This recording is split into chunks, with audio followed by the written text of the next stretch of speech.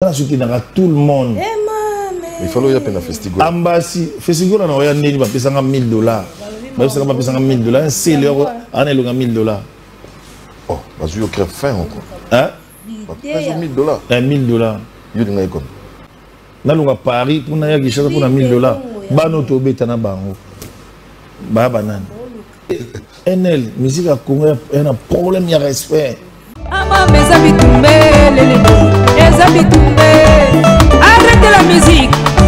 Arrêtez. Katazoba. Big up la famille, big up, big up, big up. On est de retour. Mbote na batutu bazolanda biso na Tangawisi TV, topé na Boaloudu TV na ba chaîne na biso nyoso mibale. Oyo bazuli bako Olanda biso topé sibino ba mbote et belé toye lisusu na numéro ya Sika. En tout cas, Katazoba, votre chronique intello sur nos deux chaînes.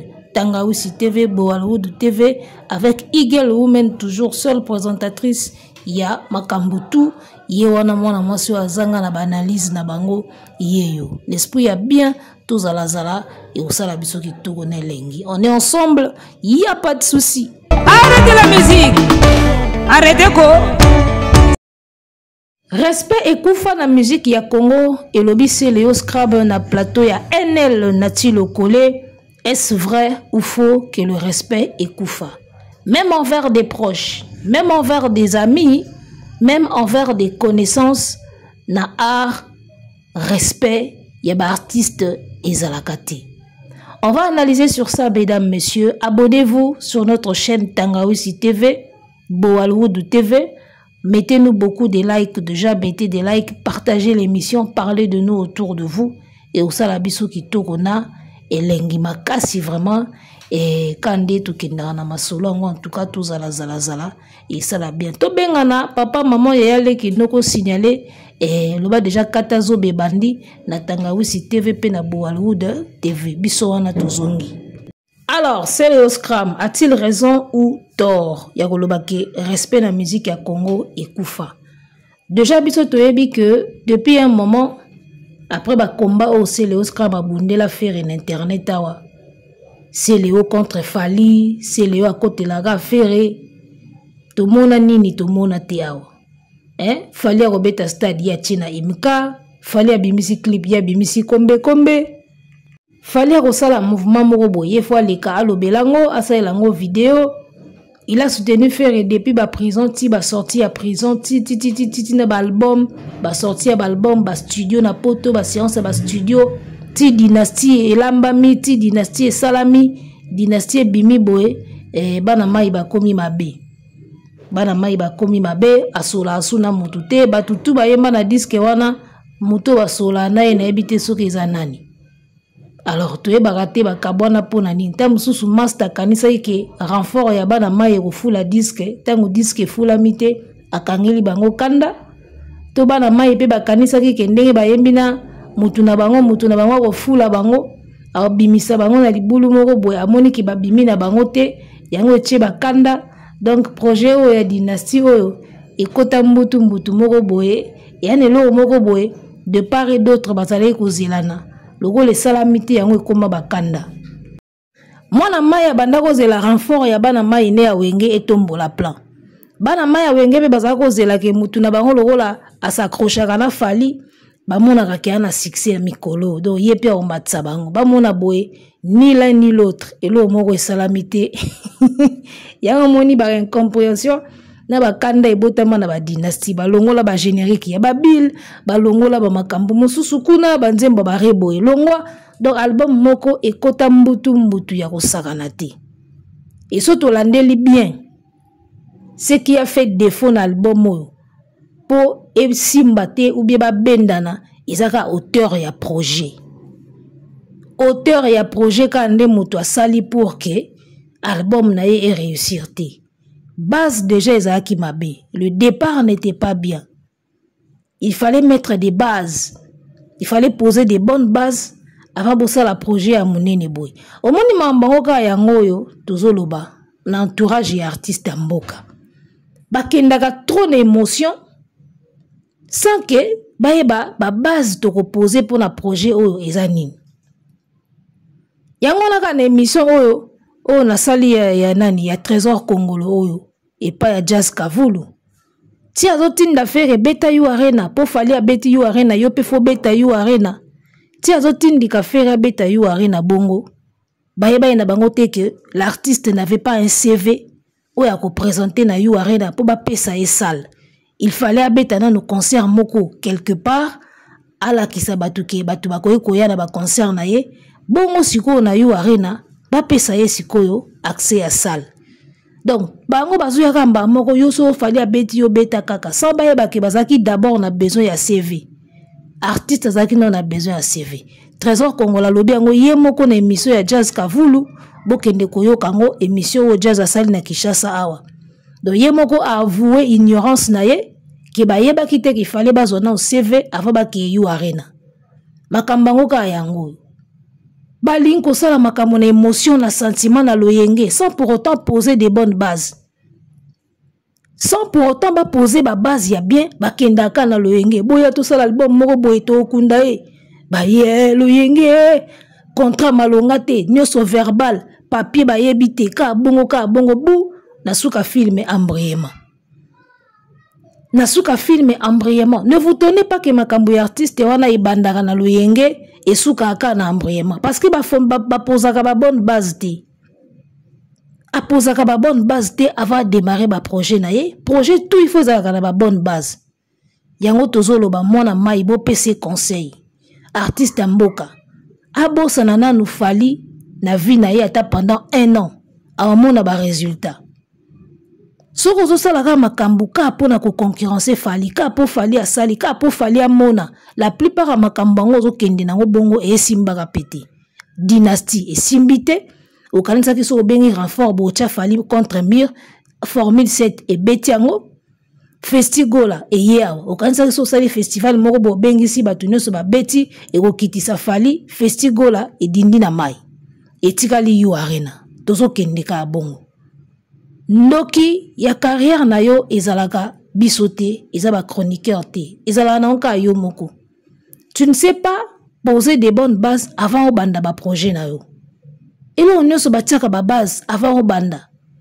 Yo base ezalaka te, trop émotion, na laksa fali, tout ça lango to laksa e. Boya to yemba to lakisa e, tout ça festival to lakisa e. Au moins likamba ko lakisa e wana, yango moni bo suka ka na ko bebana. Bon, ça n'a nous fallu être pendant 1 année na vie na yo. Ça n'a nous makambuno en tant que yo moko. Au moins, on ko s'en sortir mieux. Li kambouane ya ko lota ka fali ko lala na fali na mémoire ko calculer ka fali et zo rendre yo service te. Tu fais tout par émotion, tu fais tout par concurrence, tu fais tout l'esprit ya bako mona. Ko mona ngope ya mona na yango pe kati. Amona kangote lelo beba na bana mai na yo alors que yo bako muto banaye ko benga bango po boyemba. Ka yo moko muto yini bango lisusu. Fali n'a même pas intervenu na katiwana. Et le même projet, so fallait récupérer en asali dynastie ya bana quartier latin. Boko mona ndenge album wane kozala streamer, ndenge batu bako sepela nango, on va revivre quartier latin ya kala. Nebi bino mais ça va être un scandale. Pourquoi? Parce que l'artiste là a bien posé ba base avant. Au sala ka ba featuring na batu. Ba clip musu e bimakate, makambo koma na sukate. Pourquoi? Parce que oyebi même pas kozwa soin ya ba contrat. Lelo nyo se koma sur papier, nyo se koma sur contrat. Oyebi na ko solo te. Artiste mobimba yebi ko solo te. Ne soyez pas étonnés so bomoni makamba fali simba kaka parce que atiaka ba bonne base. Olingo sa featuring na Arkeli. Il faut combien? Oh 100 000. Ta, ba pesi 100 000. Il faut nini? Oh, faut signer ici. Aya signer. So ki bo sali featuring, bobe ba anabinote. Parce que ba base déjà est posée. Muta ofunda muninga sate, muta okangela muninga kanda sate, ba base est posée. Olingo sala featuring na Aya Nakamura. On a Gims, on a Bouba. Asenga combien? Asenga 200 000. Au pesi 200 000. Il faut quoi? Il faut signer ici. Au signer. Et si lit. Sur yo linko me ma carrière ka na loyenge, n'esprit a wenge ya kala. L'esprit ka to salango. Surtout kotika esprit to salango. Lelo ba kota ka esprit te. Lelo nyo se koma na papier. Papa, lelo makambo koma na papier. Makambo esprit ezalaka te.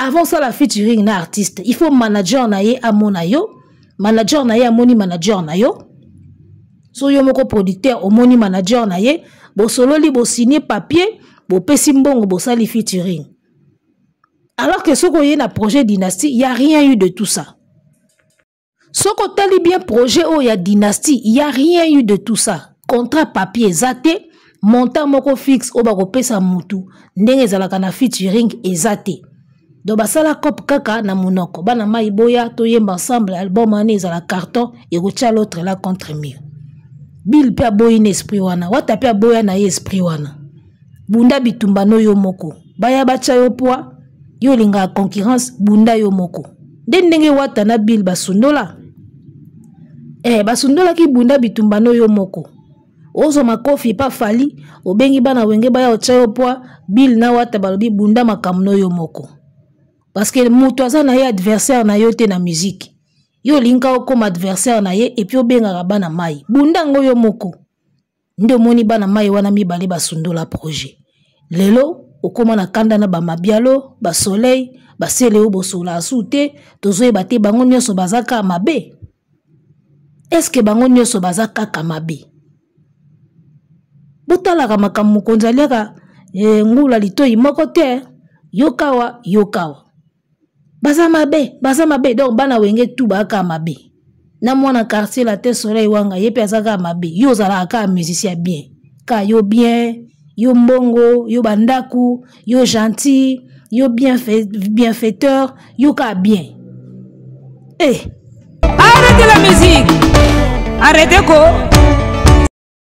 alors tokota na makambo sele yo alobi bazo pesa ye $1000 po ya ko beta na festigola caché à $1000 yaya wale biloko ko biloko boko pesa ta ba jeune talent ou bien ba jeune émergent na musique la minute onde to abo même ba Gali Garvey po beta on dit $1000 te le gaga que vous avez tous vu commencer na musique a olinga $1000 te inos bikutu lambalia zong sambo no na poche tigre kutu zong sambo no na poche $1000 po muto ya obeta na musique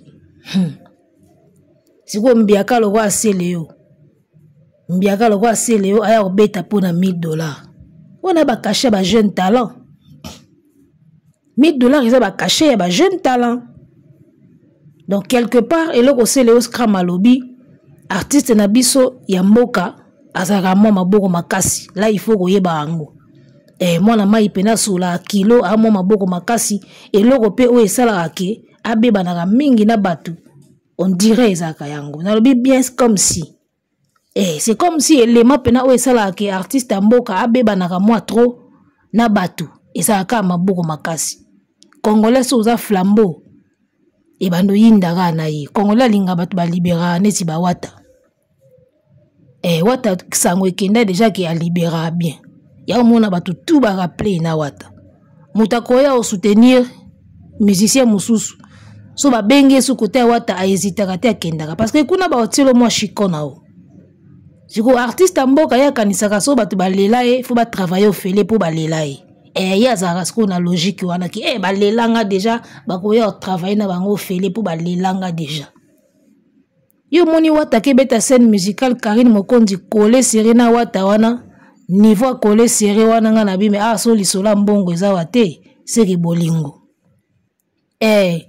niveau ya collé serré ya Karine Mokonzi na wata na bi awa soki lisolo ya mbongo te seki lisolo bolingo ezaka na deux choses soit lisolo mbongo to lisolo bolingo niveau collé serré wana mystique wana siko wata o comprendre ozo beta yu arena na tikali komona place Karine Mokonzi alobeli yango te aosala ba live na moni ata affiche te atiango na ba émission na yazo sala alors que toyebi ke Karine Mokonzi azaka na ngambo na bino bagolwa bongo te biso yebi ke Karine Mokonzi na aigle belaka te mais asoutenaka bino asoutenaka papa Hervé azaka na bino bagolwa mais depuis yu arena bandina na moni na te Karine Mokonzi afuli yango non na moni ta lobeli yango o billetterie non na moni nanga te abeti so nango so moni boy muta o se retrouver te y a des chroniqueurs youtubeurs au basala assemblate place à liete o yati biso ki parana biso te talagaka mais ça na ba o ba sala rassembler place au solo lité mbongo ya te aoya te.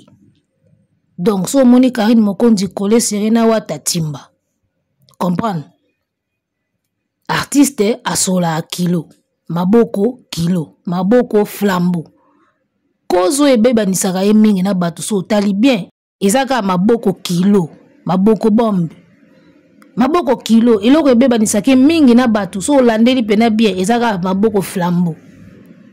Ata mutu asengi yo te, ata mutu aza fanatique na yo alela yo. Mais du moment où azo sala musala pour la carrière na yo, conscience na yo moko ekota la teke bano bazo souffrir, bano ba kembaka, bano ba nyoko maka internet awa. À chaque fois so toi ne loko moko boy, faut ko libérer bango moi somme. Basala ka promotion ya ofele te. Conscience na yo moko artiste ko sala te. D'ailleurs so ba lela yo kaka ofele. So muta lela yo kaka a travailler ofele. So ka muta kraka yo ofele. Ofela na ofela. Donc il fanatisme le fait ya kolinga yo mingi donc ça c'est synonyme ya bo travailler lenga ofele pour na yo. Ya mona wata soka ningisi ka makambo bat bakenda autour ya wata po mutasola ka he abenga abatu mange tela banzinze bele manga mubesu nzimwaka yo ebika. Alors c'est le Oscar malobi na musique na biso toi na problème ya respect ezaka musique te c'est Léo. Na domaine culturel mobimba ya RDC manque ya respect za makasi ya osakanati. Eza makasi ya osakanati. Même biso ba humoriste o to mona makam. O mona mutu muso azo benga yo abi na obala yaka o sekisa na fête nanga yaka o animé. Na bombeli o ka transport. To mona bio wana na bombeli o ka transport. Artiste bafuta ke na caché, bafuta ke na transporté. Bêtise wana eza trop na communauté congolaise ya transport. Artiste ni na kosa carrière na ba transport. Osali carrière mobimbaka ya ba transport, ba pesa oka ba transport, ba pesa oka ba transport. Ya osa carrière ya ba transport. Ya na sens. O nazo bala yaka wa animé fête nanga na bombelo ka transport. Tant azolo ba bombelo transport en même temps salle oya osa mariage, apesi mbongo pozo salle, apesi transporter. Apesi mbongo salle, apesi mbongo robe, asombi veste na mbongo, azui photographe cameraman a opia bango mbongo, afuti musique, afuti DJ, yo sikoyo yaka na opia transport.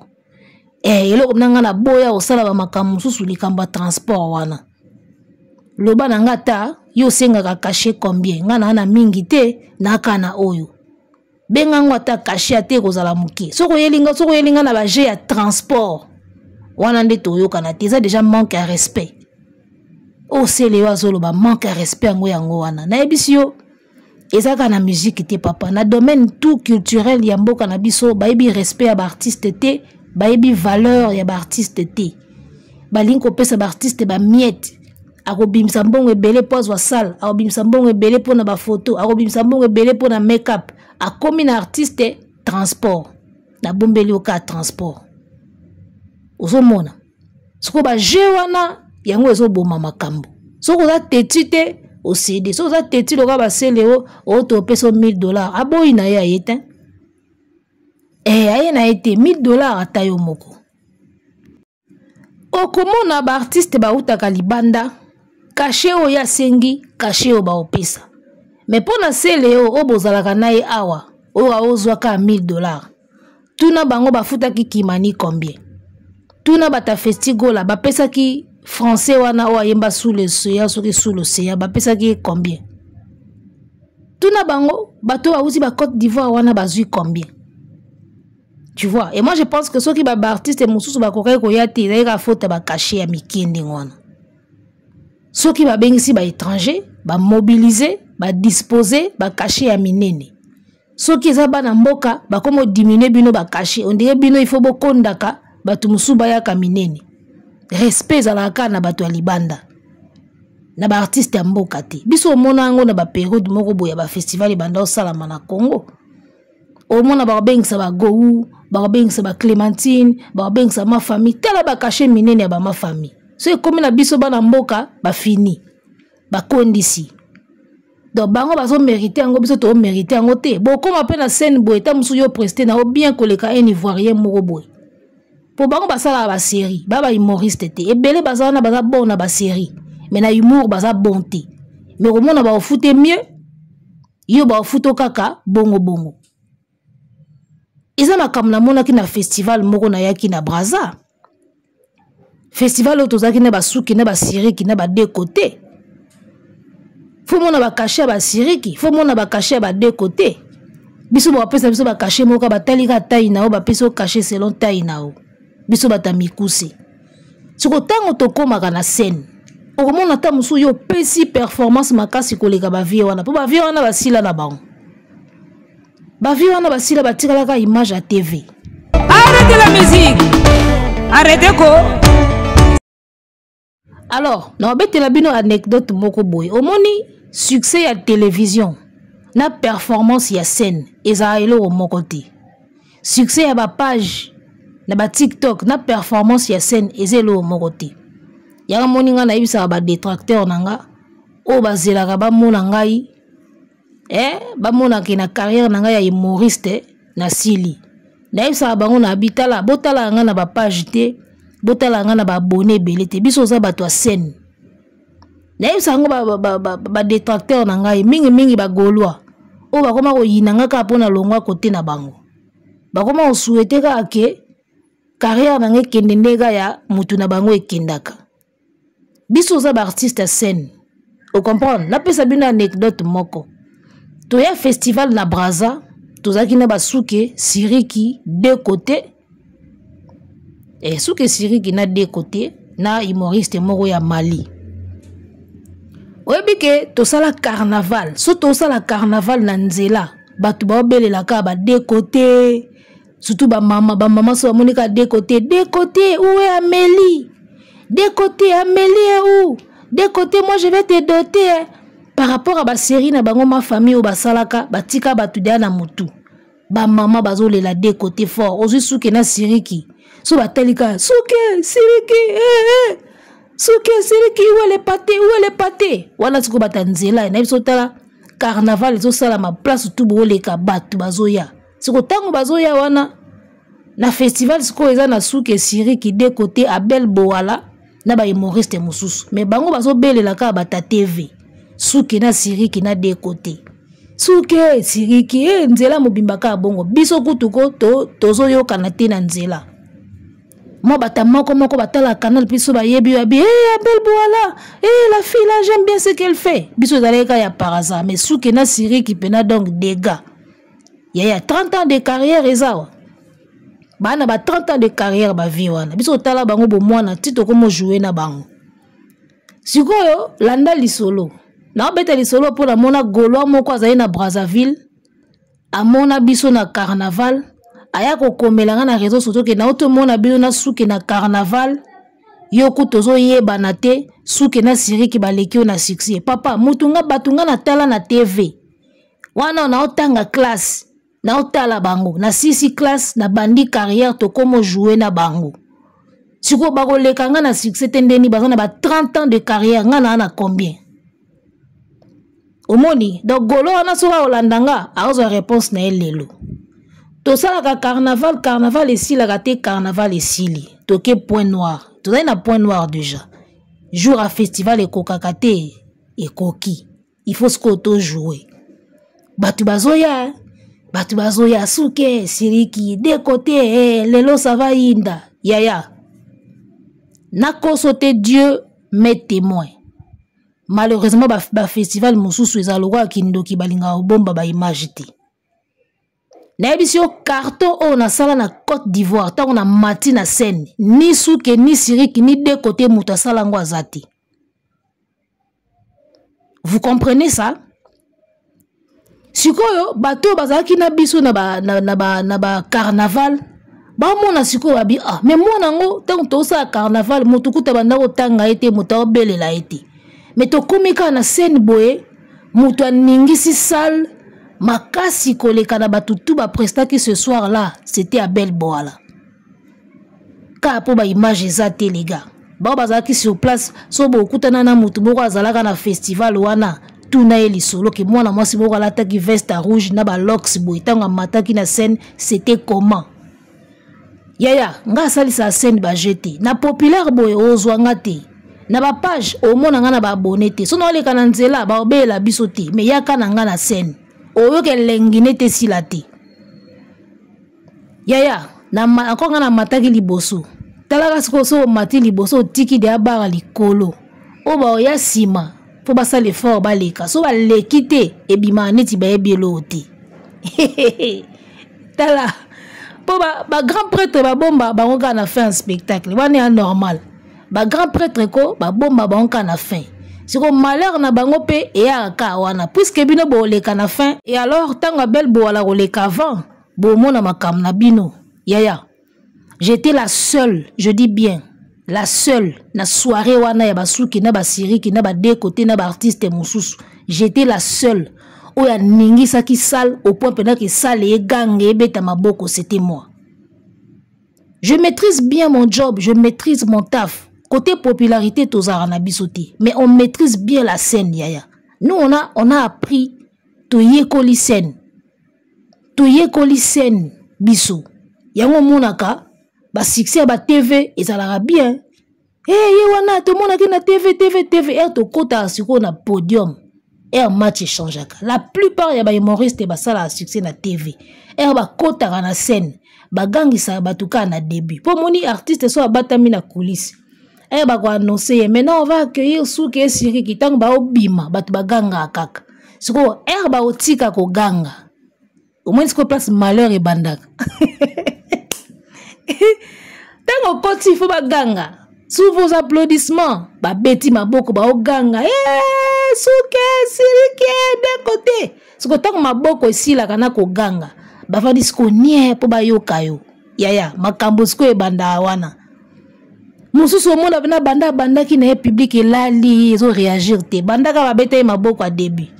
Siko biso toyekola déjà scène. Balaksa biso ke so koti na scène tant ka maboko wana ezo sila. Faut démarrer déjà le moko ero tala koti kabo ya bel boala ba beti maboko musique katani DJ kati musique bra bonsoir donc après ka bonsoir wana libome bandi biso yekola scène yaya omoni donc na profita ki na beta lisolo po golwa wana oya yebisanga na moni bino na caravane batune so ba be la Souké na Siriki yokutu ba okipe nga ba kipanga te na caravane mais fallait siko ya na salle oya mona ona tokisaka kuna biso za bata scène yaya blague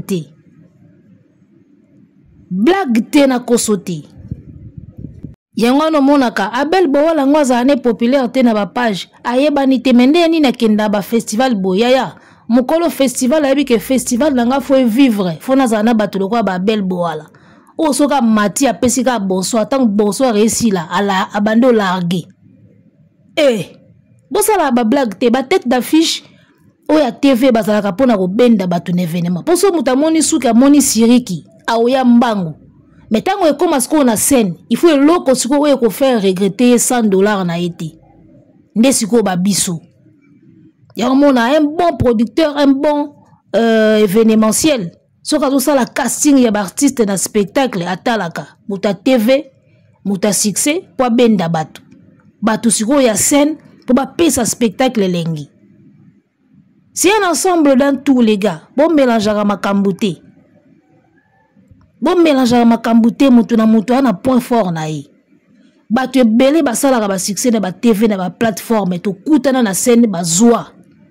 Ebele to tangate areniaka pe na scène boyebi areniaka na TV asala kombo babela ki na kombo ne so azoleka baza na ba succès ba TV ya ba internet so azoleka ba obele kombo na ye to kutana na bango na scène ya bazwa nous on est formé pour la scène biso za ba humoriste était succès ya internet succès ya YouTube au régner ale ba comme benso na ba soirée non nous on a appris au moins différence on a appris oyekoli scène et ça te succès moko ya internet succès moko ya théâtre moko sala ke fulio lokola batu basekaki bon yaka na spectacle oya ko sekisa c'est différent muto ayekoli scène akana ndemo akenda na makam yako mona partout obimaka match ezala ka wo partout match ezalaka ou donc à tous mes détracteurs on a profité na bete binoga li solo pour comprendre que yango mona bel bo ala kendaka ba voyage a popularité mais kendaka ako kendaka kaka po scène nde makambo scène nde makambo so za bato tozalaka ba vie nyonso ya humour on a presta na bango na beta na bango nzoto na scène so na kiti ba yaka o féliciter nga en tout cas nga na chance wana na Joana Adama Daiko après scène il m'a félicité na Joana Gou Michel na Marrakech après scène Gou m'a félicité il a parlé de moi à d'autres personnes ezalaka bongo souke na siré qui pareil so na kiti ba féliciter nga deux côtés pareil au kiti scène faut ba féliciter yo parce que so bo beta na ba jeune bazo frapper et moko ça la mikolo neti moi soni moko boy ana succès à TV mais la scène a assuré penzati deux fois ya féliciter yo quelque part ezala à peine façon ya bomba pe soni yo mona mna yo mbiaka TV 30 ans de carrière moi si moko ba matin na scène boy azana ba peine ba 8 ans 10 ans carrière a frapper pena public et c'est peli koleka tango yo vie au mati et moi ça la moi soni ça la moi jeune moko boy so ya mona na suka en tout cas félicitations tu as assuré tala nazo ba félicitations ya ba grand et belé ya imo à Galawal pour ceux qui connaissent notre monde ya imo à Galawal m'a félicité nga nazo ba bravo ya ba félicitations ya ba mbiaka ya humour ya Afrique ça dit mbiaka pena ya humour au kiti na scène félicitations c'est pas de la blague les gars c'est pas du tout de la blague car pour batana biso na ne kokité mais un jour eroya na raté visa 2 fois pour que ba festival ya France na ya Belgique yo kalisi mundela en Afrique a moni yo presté a invité yo ke robeta na poto a futelo billet ya poto po ke beta ka pamba boy a moni elo côté oza sûr mundele na en Afrique a moni yo presté après ye lukayo a bien en tout cas il faut y aller à festival ya Belgique na ya France ba osomba billet hôtel makambutu vous pensez que c'est de la blague ou assuré na ote o salelo ka malonga te mundela lobika ke yo fona memo na poto OK na festival wana j'espère que tu vas cartonner là-bas vous pensez que là ka boye kaka et musalati. Donc, à tous mes détracteurs, mingi ba romain, obolo baga bilobela po boye biti. Mukolo bo se retrouver na salle o nga na o presté. Yo muto ke beta liso na famille na o. Oza mutali bozo ke beta liso na nga.